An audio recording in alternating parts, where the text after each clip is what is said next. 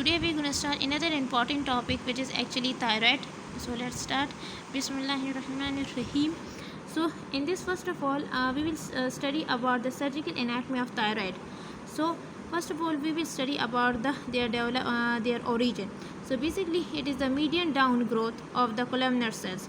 This median down growth actually of these cells occurs from the pharyngeal floor, and this floor is basically between the first and second pharyngeal pouches. Very important point. Okay, they descend in interior to the structures that form hyoid bone and larynx.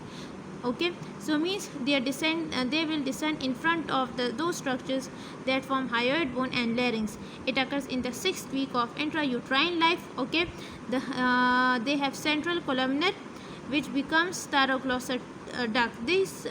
From these cells, thyroglossal duct actually is formed when these cells get reabsorbed. The duct bifurcates to form the thyroid lobes. Very important.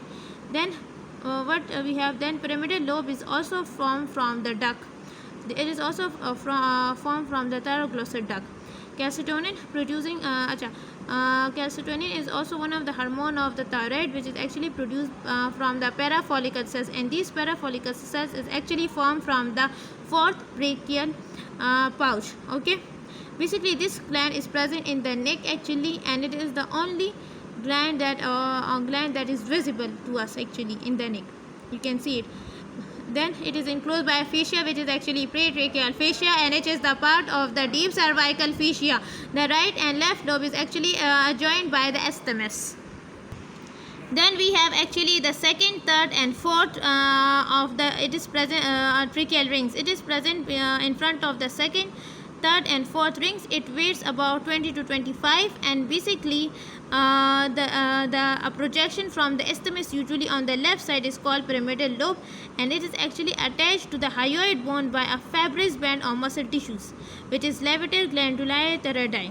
Okay, it has also suspensory ligament of Berry. This is actually a pair of a condensed this is actually connective tissue that is condensed to form that binds the gland firmly to each side of cricoid cartilage and upper tracheal rings actually.